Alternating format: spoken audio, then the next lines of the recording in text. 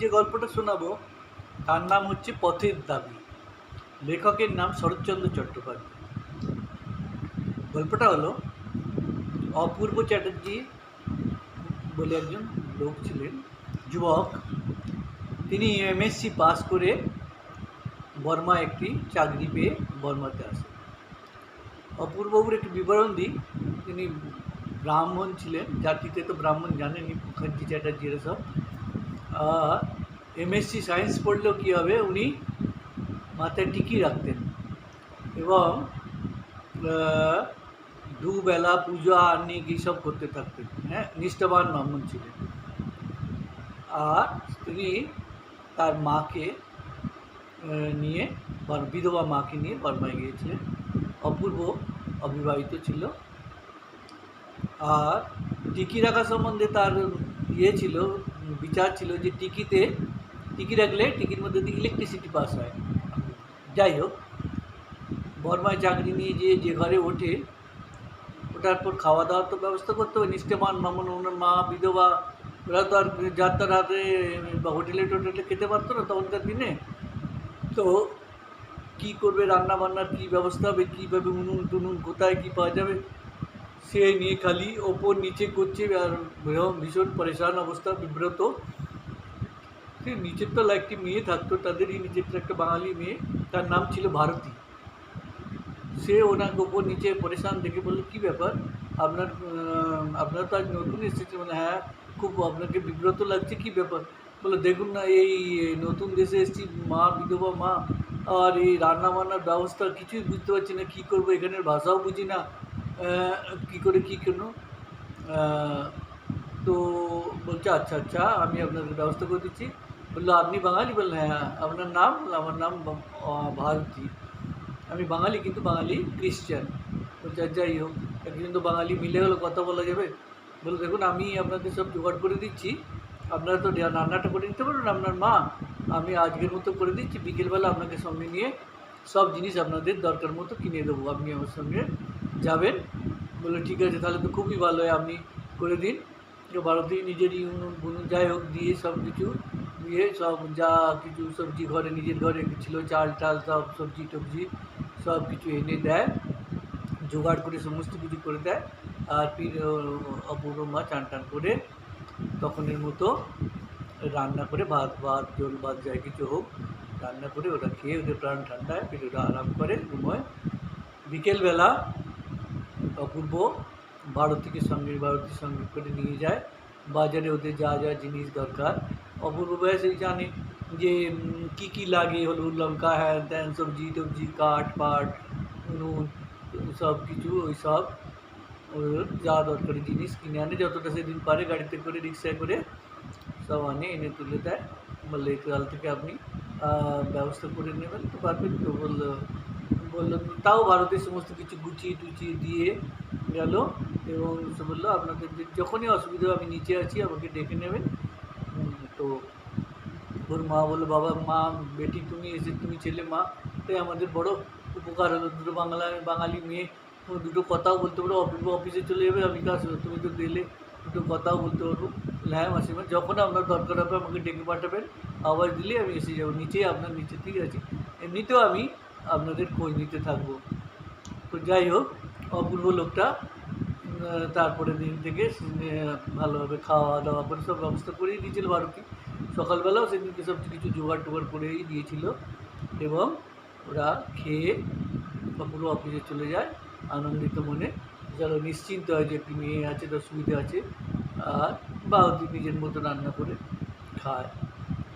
তারপরে এইভাবে ভারতী উপর নিচে আসা যাওয়া করে। অপূর্ব জিজ্ঞেস করে, তোমার মা বাবা? বলে, আমার মা বাবা সব মারা গেছে, আমি এখানে একাই থাকি। বলে, একা তোমার ভয় করে না? বলে, আমি কী করবো, আমার জন্মই এখানে, আমি কোথায় যাবো? আমাদের তো ওয়েস্ট বেঙ্গলে বা বেঙ্গলে তো কোনো আত্মীয় স্বজন কেউ আছে বলে জানি না, আমার এখানেই থাকি। তবে আমি একটা সংস্থার সঙ্গে জুড়ে আছি, তাই জন্যে আমার কোনো অসুবিধা হয় না। বলে, কিসের সংস্থা? বলে, ওসব পরে আপনাকে বলবো। তো যাই হোক, 2-4 দিন পর থেকেই ভারতী বিকেলের দিকে গায়েব হয়ে যেত। তো ওকে অপূর্ব জিজ্ঞেস করতো আপনি কোথায় যান, বললে আমি একটা সংস্থার সঙ্গে জুড়ে আছি, ওখানে যাই আমি। আপনি কাউকে কিছু বলবেন না। বলে কী সংস্থা? বলে এইসব বলা যাবে না আপনাকে। আমাকে বলা যাবে না? বললো না না, এইসব কথা বলা যাবে না আপনাকে। বলে কেন, খারাপ? বলে খারাপ কিছু না, আমরা দেশকে স্বাধীন করার জন্য আমরা একটা আমাদের একটা সংগঠন আছে, সেই চেষ্টা করছি। জানেন তো ইংরেজরা চারদিকে খবর, ইংরেজ আছে চারদিকে, ইংরেজ স্পাইরা ঘুরে বেড়াচ্ছে চারদিকে। তো এই জন্যে আমরা আমাদের সংস্থাটা গোপন এবং আমরা ক্রান্তিকারী, আমরা একটা বিপ্লবিক সংস্থা আমাদের, আমরা বিপ্লবের কাজ করি। বললো আচ্ছা আচ্ছা আচ্ছা আচ্ছা, ঠিক আছে ঠিক আছে। তারপরে একদিন ওনাদের একটা সংস্থা, ভারতীয় সংস্থা একটা মিটিং হয়, সেখানে পাবলিকালি মিটিং হয় এবং মঞ্চ বানিয়ে সেখানে ভাষণ দিতে থাকে। আচ্ছা, একটা কথা বলি, আরতিদের সংস্থাতে যে হেড হচ্ছে তার নাম হচ্ছে সব্যসাচী। তিনি একদিকে ডাক্তার, আবার একদিকে সে ক্রান্তিকারীদের নেতাও। সে তার দেখতে দুবলা পাতলা, কিন্তু তার শরীরে অসীম শক্তি। সে নানা মারপিট, কারাটে বারাটে সব কিছু জানে। তাকে কতবার মানে অনেকবার ইংরেজরা ধরতে দিয়ে গেছে, কিন্তু সে ছদ্মবেশে পালিয়ে গেছে, কখনো ভিখারি সেজে, কখনো মুসলমান সেজে, কখনো কী সেজে। তাকে কোনো সময় কেউ ধরতে পারেনি ইংরেজরা, এবং একবার ধরেও ছিল তো গোয়েন্দাটাকে, তাকে সে মেরেই দিয়েছিল তাকে। তো এরকম সে শক্তিশালী, অথচ তার সাত বুদ্ধি, ভীষণ বুদ্ধি। ডাক্তারও আবার, সে ডাক্তারি পাস করে সে এই ক্রান্তি বা মানে বৈপ্লবিক সংস্থার সে নেতা, এবং তিনি ভারতীকে খুব স্নেহ করতেন আর বিশ্বাসও খুব করতেন। আর সংস্থার যে অধ্যক্ষা, ইনি তো সবচেয়ে বড় নেতা, কিন্তু ইনি নিজে সব একটা অন্য মেয়ের সঙ্গে, একটি সুমিত্রা বলে একটি মেয়ে, যে আধা বার্মি আধা বাঙালি, তার বাবা বোধহয় বাঙালি ছিল, মা বার্মি। সে দেখতে শুনতে সুন্দরী ছিল, অবশ্য খানিকটা বার্মিজ লুক ছিল তার মধ্যে। সে ছোটোবেলায় কীভাবে নিরাশ্রিত হয়ে যায় এবং তাকে বিপদ থেকে সব্যসাচী বাঁচিয়ে নিয়ে আসে এবং নিজের সংস্থাতে লাগায়, এবং ধীরে ধীরে সমস্ত কিছু ট্রেনিং দিয়ে এখন সে অধ্যক্ষা বনে গেছে। এবং সব্যসাচীর সঙ্গে তার বোধহয় একটু আধটু প্রেম আছে। সব্যসাচীর আছে কিনা জানি না। সুমিত্রা এইটাই মনে করে যে সুমিত্রা ওকে খুব ভালোবাসে এবং ভাবে ওর সঙ্গেই, ডাক্তারের সঙ্গে তার বিয়ে হবে। সুমিত্রা এইটাই না। তো যাই হোক, সেদিন যে মিটিং হয়েছিল, সেই দিনকে ও ভারতী বলেছিল আমাদের মিটিংয়ে আপনি আসতে পারেন, পাবলিক মিটিং। তো সেই মিটিংয়ে ওদের একজন মহারাষ্ট্রিয়ার নেতাও ছিল, তার নাম ছিল তলওয়ারকার। সে এত জ্বালাময়ী ভাষণ দিচ্ছিল, দেশ সম্বন্ধে, ইংরেজদের তাড়াতে হবে, এদের গোলাম থেকে আমাদের দেশকে আজাদ করতে হবে, মুক্ত করতে হবে। হ্যাঁ, যতদিন এদের আমরা দেশ থেকে তাড়াতে পারবো না, ততদিন আমাদের শান্তি নেই। আমরা ততদিন আমাদের কতদিন আমরা এই গুলামির থাকবো, আমাদের সব ভাই বোনেরা সবাই জেগে ওঠো, এই ইংরেজদের তাড়াতে হবে। এইসব বলতে বলতে ততক্ষণ ইংরেজ সিপাই টিপাই সব এসে যায়, পুলিশরা এসে যায়। পুলিশে ওকে মঞ্চ থেকে হাত ধরে টেনে গ্রেপ্তার করে নিয়ে যায়। তাকে গ্রেপ্তার করতে করতে সে জ্বালাময়ী ভাষণ দিতে থাকে। তার এত সাহস, বলে আমাকে গ্রেপ্তার করে কী করবে, হাজারো ক্রান্তিকারী, হাজারো বিপ্লবী জন্মে যাবে, একজনকে তুমি গ্রেপ্তার কী করবে। সে পুলিশ সব ধরে যায়, মঞ্চকে ভেঙে টেঙে দেয়। ফির এরা সব যে লুকিয়ে যায়, আলাদা সব। অপূর্ব চলে আসে ঘরে ভারতের সঙ্গে, বললো বাবা তোমাদের তো সাংঘাতিক ব্যাপার। বলে হ্যাঁ এরকম। তো বলি দেখুন ওনার কী সাহস, বলে উনি ভীষণ সাহসী, উনি কিছুই পরোয়া করেন না, অবিবাহিতা মানুষ তলওয়ারকারজি। আর উনি এইরকম কোনো জেল টেলে কিছু ভয়খানা পরোয়া করেন না। তো ওখানে গ্রেপ্তার করে যায়। এরপর থেকে এরা আর পাবলিকালি মিটিং করতেন না, করতো না এদের সংগঠন। এরা কী অ্যাকশন নিতে হবে, কী কাজ করতে হবে, আগামী আমাদের কারবাই কী হবে, কী কাজ হবে, অ্যাকশন কী হবে, সেই সম্বন্ধে ওরা গোপন মিটিং করতো। তো ভারতীয় ওখানে যেত, প্রায় দিনই বিকেলবেলা চলে যেত। অপূর্ব বললাম তুমি কোথায় চলে যাবো ভারতী? বলে আপনি বলেছি না আমাদের সংস্থার মিটিং। বলে আমাকেও একদিন নিয়ে চলুন, আমি শুনবো। বলে না না, আপনি যাবেন না, আপনি চাকরি করেন, গভর্নমেন্টের সার্ভিস করেন, আপনি আপনার যা ওখানে উচিত হবে না। তবুও অপূর্ব জিদ করে আমি আমি আমি দেখতে চাই তোমাদের কী সমস্যাটা নিয়ে। বাবাকে বারবার মানা করতেও ফির বললো ঠিক আছে চলুন যাচ্ছি, আমি কিছু বলবেন টলবেন না। তুই যায় ওখানে ডাক্তার বলে ইনি কে ভারতী, বললো ভারতী বলে ইনি অপূর্ব মুখার্জি চ্যাটার্জি, ইনি একজন government servant card MSc pass, অনেক বিদ্যান আছে, আর আমার উপরতলাই থাকেন, সেই জন্য পরিচিত আমার। আর ইনি আমি রোজ চলে আসতে আমাকে জিজ্ঞেস করছিলেন, আমি একটু তো আমাদের সংস্থার সম্বন্ধে বলেছি এনাকে, তাই উনি একটু ইন্টারেস্টেড আছেন, দেখতে এসেছেন করতে। তো বললো অপূর্ববাবু এইসব লাইন কি আপনার জন্যে, এ তো অনেক কঠিন রাস্তা, আপনি কেন এখানে আসছেন টেসছেন? বললো আমি এমনি একটু দেখতে দেখতে এসেছি, ডাক্তার দেখে অপূর্বকে। যাই হোক, ফির একদিন ভারতী বলে চলুন ডাক্তারের ঘর আপনাকে দেখিয়ে আনছি বলে, ডাক্তার এক জায়গায় থাকতো না, কোথায় কোথায় থাকতো। একদিন নৌকায় করে ভারতীয়কে অপূর্বকে নিয়ে যায়, সে কোথায় নদীর ধার দিয়ে অনেক দূরে যাওয়ার পর নদীতেই ওখানে একটা কাঠের ঘর ছিল, কাঠের দুতলা ঘর নদীর ওপরেই বসানো আছে। সেখানে একধারে দেখে একটা বার্মিজ পরিবার, তার ছেলে মেয়েরা, ল্যাংটো ছেলে মেয়েরা ওইখানে খাচ্ছে, ছোটো ছোটো বাচ্চা ছেলেরা পায়খানা পায়খানা করছে আজকে। ওদিকের একটা কামরায় ডাক্তার বসেছিল, ডাক্তারের ঘরে বাড়িতে যে দেখো এইভাবেই ডাক্তারবাবু এইরকমভাবে কষ্ট করে থাকেন। বললে হ্যাঁ অপূর্ববাবু, বিপ্লব করতে গেলে, ক্লান্তি করতে গেলে তো অনেক কষ্ট করতে হয়। এইভাবে এমন জায়গায় না থাকলে পুলিশের চোখে পড়ে যাবো, এমনভাবে তাকে এদের সঙ্গে মিশে থাকতে হয়, তাই বুঝতে পারে না কেউ আমাকে। যাই হোক, সেদিন কিছুক্ষণ কথাবার্তা বলে ওরা চলে আসে। এদিকে পুলিশের যে গোয়েন্দারা, ডিটেকটিভরা, এরা দেখে অপূর্ব কোথায় যায়, এটাই ফলো করতে থাকে।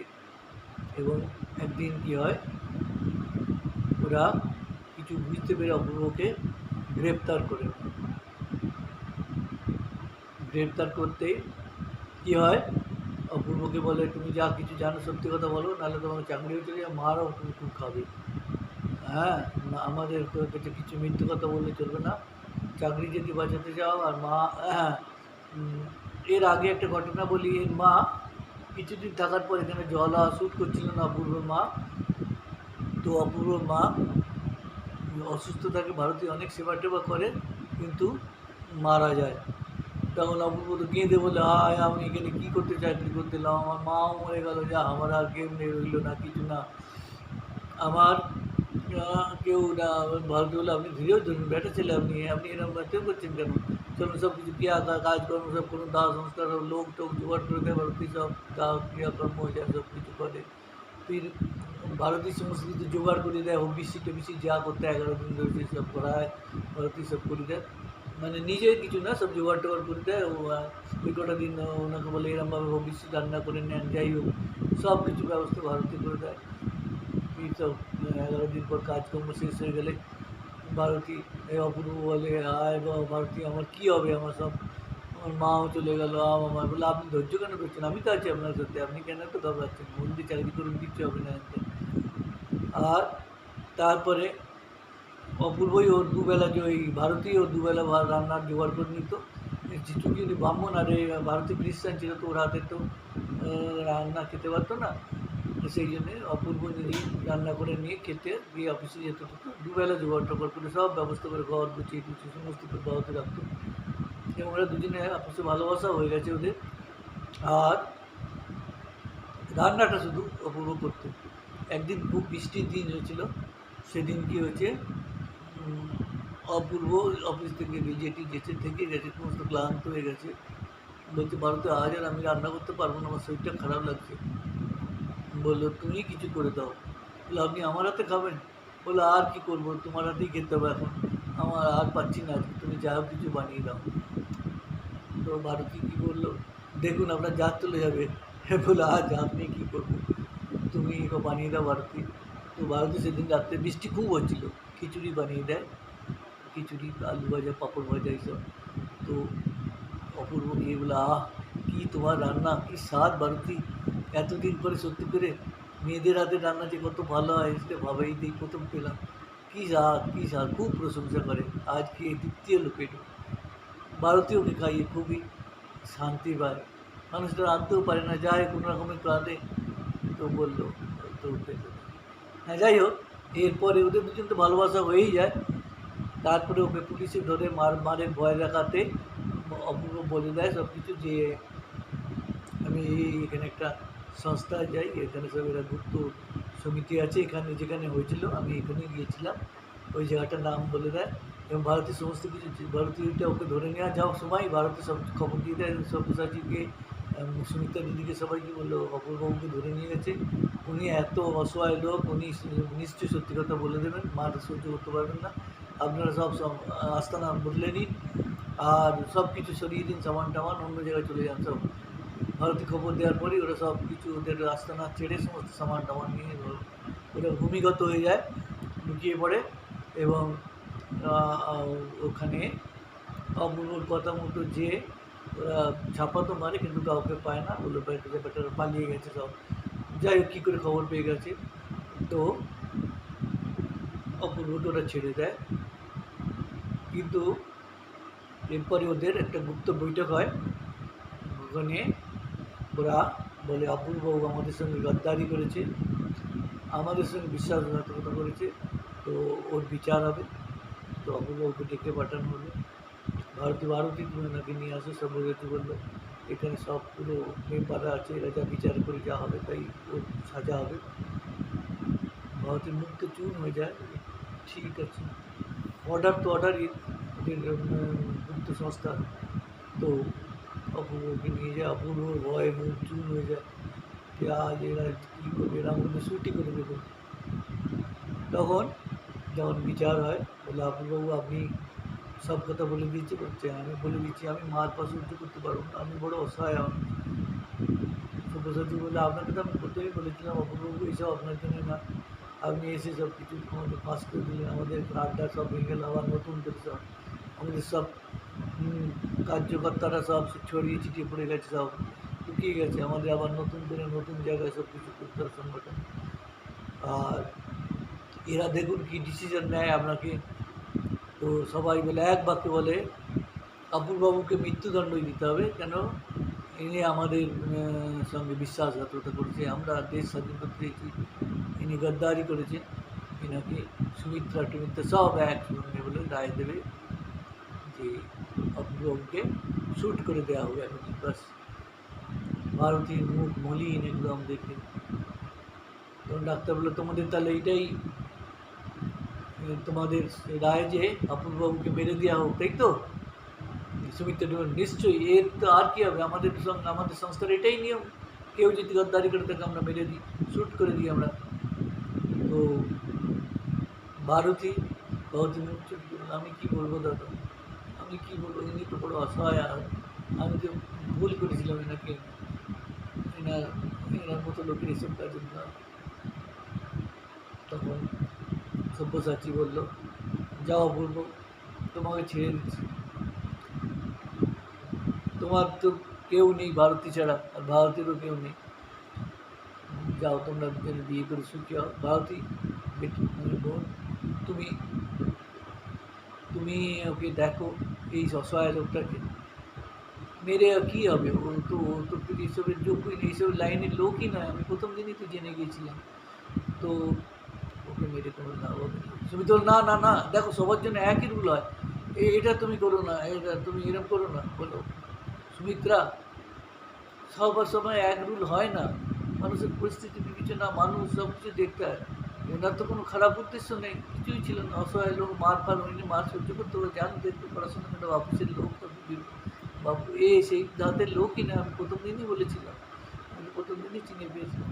আর আমার ভারতী বেটির মুখ শুকিয়ে গেছে, ও আমাকে ভালোবাসে দুজনে, ওদের সুখে থাকতে দাও। ভারতী, তোমাকেও আমি সংগঠন থেকে মুক্ত করে দিচ্ছি, তুমি ওকে নিয়ে সুখে সংসার করো, আমরা অন্য জায়গায় করব, অন্য জায়গায় আমরা এখান থেকে কর্ম আমরা ছেড়ে দিচ্ছি, অন্য জায়গায় আমরা আমাদের সংগঠন চালাবো, যাও তোমাদের আশীর্বাদ করি, তোমরা সুখী হও।